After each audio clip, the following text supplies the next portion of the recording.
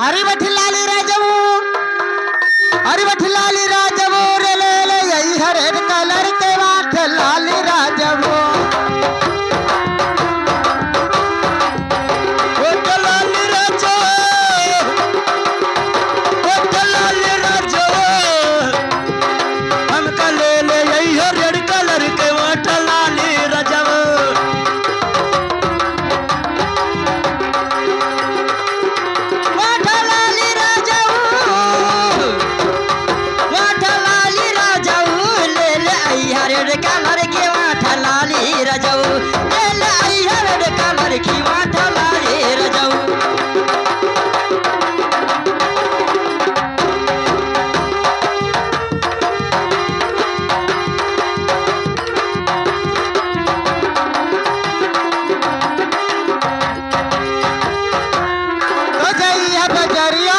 कपड़ है दुकनिया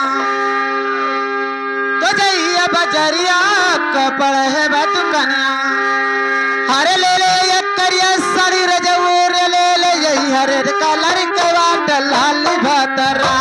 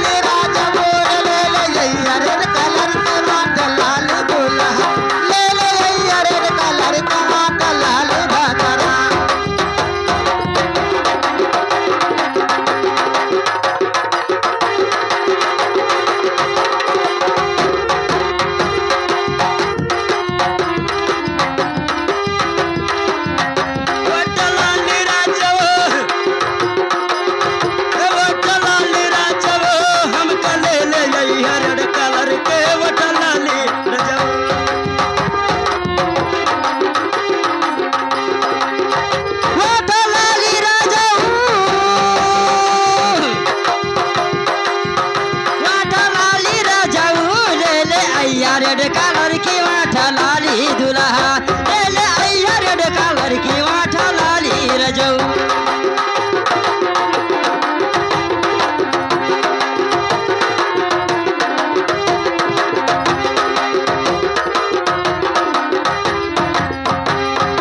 तो जइया बजरिया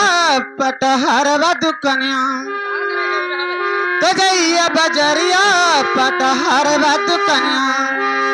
अरे ले ले कना के बाली राजवो रे ले ले यही रेड कलर का वाट लाल भतरा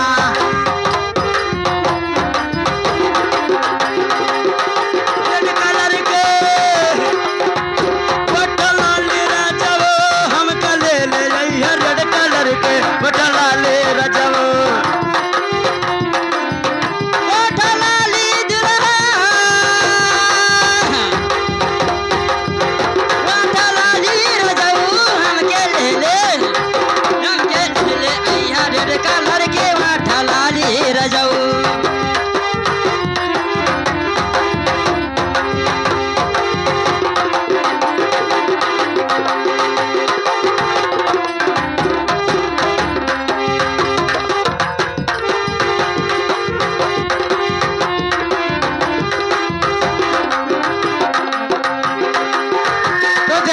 बजरिया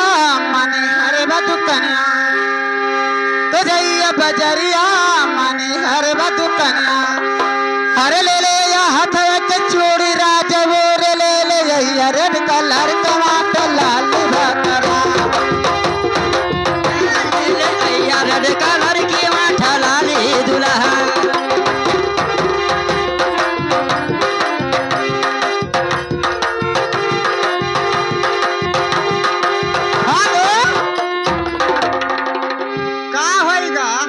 बताई दो गावे बजाम तो बाजे और अगर सिंगार दो सौ सिंगार एक है अगर एक मर्द ना है तो जान लो सिंगार दो कौड़ी खत्ता जाने रहे तीनों जनी बगान नाचत तो हिले के मर्दों की जरूरत है। हाँ का होइगा काहे ये सब कहूं ना का बात सोहल लगाई अरे चलो चली